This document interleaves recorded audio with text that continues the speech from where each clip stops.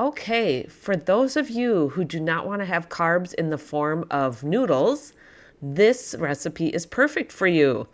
And I just love sweet potatoes too. Now, I did not peel mine. I know a lot of people, I didn't find a issue with the skins on there still, and I like the extra nutrients that are in the skins, so I never go the way of peeling.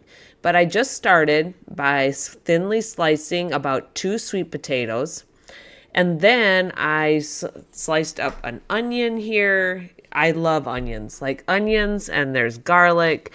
I want to put them in everything pretty much. And I would eat more of them, except for I know that things start to not smell so great from my mouth after a while.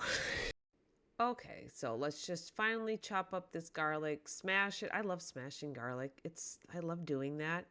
I've also heard that that's not proper either, but I'm just going to go with it because I like doing it. So, garlic, chop it up real fine. Just to add, this will go in with our meat sauce that we're going to be making. So, I'm just going to get my chopping done so that the rest of the um, recipe is just dump and go. Cheese sauce next. There is cottage cheese in here. So, like the 2 cups of cottage cheese. And there's also 2 eggs. So, a lot more protein. And you could use like the ricotta, obviously, but the protein count and the calorie count, it just depends what you're going for. And I was afraid too that my kids wouldn't like the cottage cheese, just, with sometimes that chunkiness they're a little picky about, but no one mentioned anything and I wasn't going to tell them what was in there. So they ate it. All right, but there is a cup of Parmesan cheese in this, but that's the only cheese that there is. So you could easily swap out mozzarella or whatever you like for some of the Parmesan. So it stays pretty low calorie in the cheese department for a lasagna.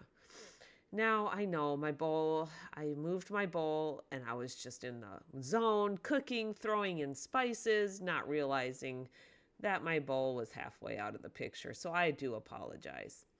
But I did add garlic powder, some salt, some pepper, and then just, you know, seasonings that go into a lasagna. Italian seasoning, oregano, um, just whatever I had on hand at the time. So here is the meat browning. It was a pound of beef, and I just felt like a pound was not enough for us. We need more protein.